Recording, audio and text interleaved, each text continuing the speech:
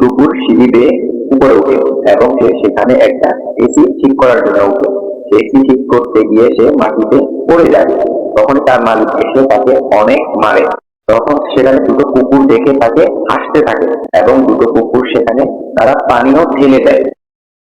যে কুকুরটি ছোট সে একা একা কান্না করতে থাকে।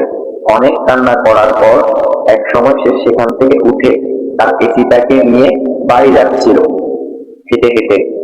সে আর কান্না করতেছে। সে আস্তে আস্তে বাড়ি গিয়ে তার এসিটাকে রাখলো বাসায়।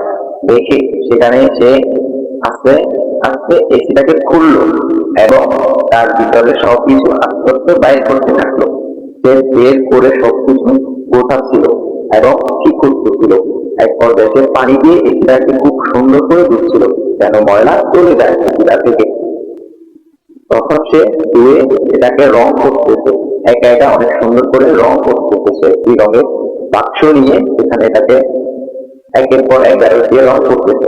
রং করার পরে সে ছোটখাটো পার্টগুলোতে সে সেখানে রং করতেছে। সে তখন রং করা শেষ করে তাড়াতাড়ি দিয়ে তার কাজ করতেছে এটাকে ঠিক করা। এক পর্যায়ে সে কাজ চালিয়ে যাচ্ছে। তখন কাজ শেষ করার পর সে এটাকে ঠিক এটির ভিতরে ফিটিং করে দিচ্ছে। সে সব শেষ করে তার কার্টুনে ভরে এটিটাকে ওই বাড়িতে নিয়ে যাচ্ছে যেখানে সে আগে দিয়েছিল।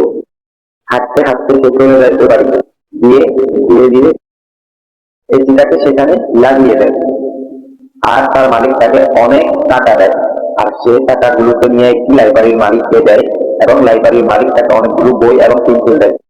সে ওগুলো নিয়ে ছোট বাচ্চাদেরকে দিয়ে দেয় লেখাপড়ার জন্য।